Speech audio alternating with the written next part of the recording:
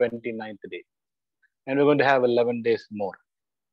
And our Lord Jesus Christ kept us safe, protected us from all these pandemic situations, and God was so gracious. And today the topic is the reflection of prayerlessness. When we don't have prayer, what is the reflection? What is the situation that we have? It goes in a very, very beautiful way. They're protecting in the book of James. You go to the New Testament, somewhere in the last part of the Bible, we have a small book called James, which has only 4 chapters, 5 chapters in that. In the 5 chapters, the 4th chapter, the memory verse is in James 4:2. It says very, very shortly, it says, when I went and read the Bible, it was really a shook that something stopped me somewhere. It says, you did not have because you did not ask. That's all the memory verse given in our reading today. It gives a dash, dash, dash. From there it says, you did not have because you did not ask. Then it continues with hyphen and then goes on dash. James 4:2 says. Then I went to the Bible and I saw what this James is telling. Who is it? James? James says that the author probably written by James, the Lord's brother. It says one of the brother of Jesus Christ. He's writing this book. When I went to read this Bible, really it shook me. In James chapter 4, it says, submit yourself to God. James is very particular and telling that you have to submit to God. And he says that what in the first words, what causes fight and quarrel among you? Question mark. What causes fight and quarrel among you? Question mark. Don't they come from your desire that battles within you? Question mark. Again, there's a question mark. It says, don't you come from your desire that battles within you? When I was reading that, again, it went to second verse. That's what we are memory verses. You want something, but don't get it. You want something, but you're not getting it. What you're not getting is why? Because you kill and you covet, but you cannot have what you want. Situations are like that. For coveting, we kill. We want our desires, so we tell lies and we kill. This is what's happening. That's what the Bible is very clearly telling us. What is telling us in these words is telling killing. You do not want to have. Your quarrel and fight, you do not have. Very clearly says, you do not have. Let me open my... Yes, here it is.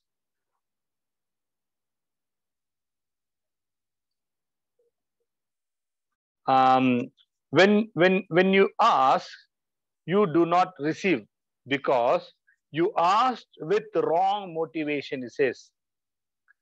When you're asking it, Bible, the James, with the Holy Spirit, drivel among it, and is giving a statement that when you ask, you do not receive because you ask with wrong motive, that you may spend what you get of your pleasure.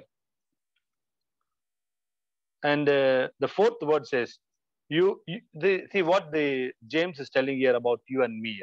It's very specific here. Don't be offended with these words, because Bible is Bible and Bible gives us very. It says, you adulterous people. It's telling me and you. It's telling about the people who are reading this Bible. It's very clearly telling, because we are born out of sin and we are asking without prayerlessness in, and there is some motivation. But the words, James 4:4 says, you adulterous people, don't you know that friendship with this world, hatred towards God? Those who love this world, those who love this worldly things, those who love the worldly pleasure, those who love the worldly things, everything in that, this is enough for me. They are already called as hatred towards God. Anyone who chooses to be friend to this world becomes enemy of God. Word 4:4 says very clear. It says, anyone who chooses to become a friend of this world becomes an enemy to God. Or do you think Scripture says without reason? Do you think that Scripture is telling without reason? There is some reason behind That's what the scripture is telling you. Adulteress, you are loving these people. That's what God hates you. That's what God, you have become an enemy of God. And very clearly say, reason with the spirit has caused you live in the event immediate. But the word 8 says very clear, but he gives us more grace. That is why scripture says, God opposes the proud, but gives grace to humble. Now I come to the point now. Very clearly, the why, that is why scripture says, God opposes the proud, but gives grace to the humble. Now I come to this reading. Why I'm telling this thing? Why did I read this from 1 to 6 first? Because there is something.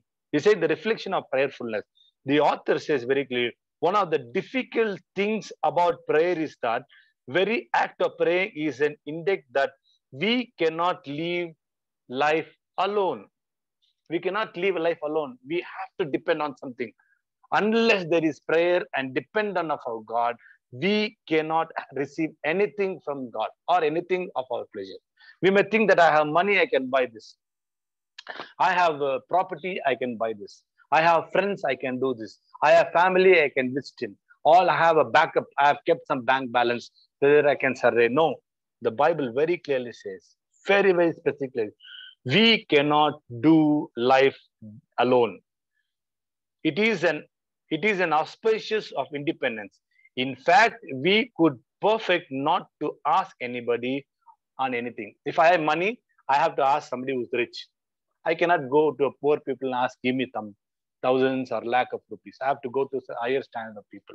Now, if I want to want to have a good friendship, I cannot go with the bigger people. I have to have a lower than me who will listen to me. I can have a good friendship with them. We have a different kind of people where we have to ask. But for everything, there is one solution. There is one kind of blessing is only God. When we go there, we receive everything. That's what it says. We cannot do life alone. There should be some dependent. Unless there is dependent, we cannot do. There is an author. Author beautifully writes a book. He writes a book called A Prayer Life. Paul Miller writes, we have an allergic reaction in dependency. We have an allergy. I am like becoming a dependent. I don't want to become a dependent. I can do everything. Why not I can do? So we take our upper hand, we become proud enough. I know this, I know that, I can do this, I can do. Bible doesn't tell anything for simple reason. That's what I read.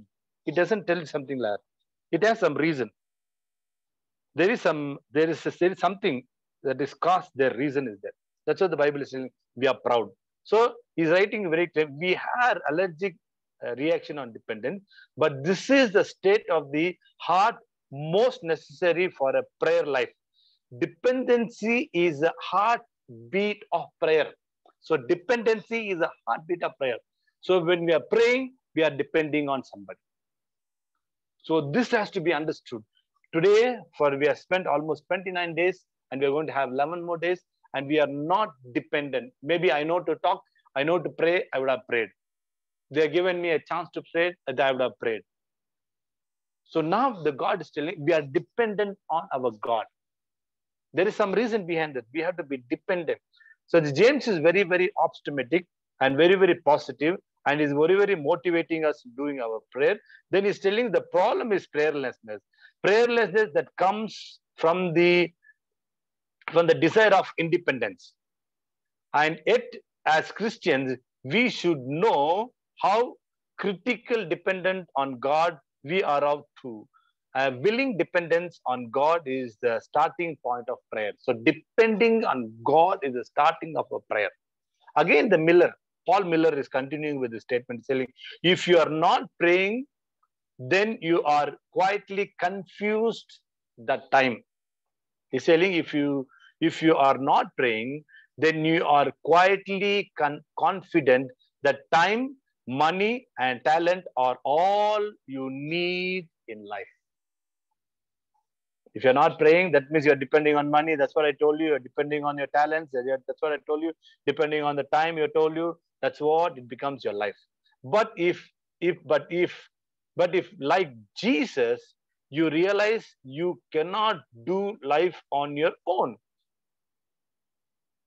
You cannot do anything on your own. Then No matter how busy, no matter how tired you are, no matter how much time you spend, but prayer is the time you have to spend.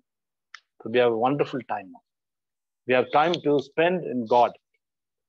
And here finally says, the author finishes with beautifully telling that, giving an example of our Lord Jesus Christ.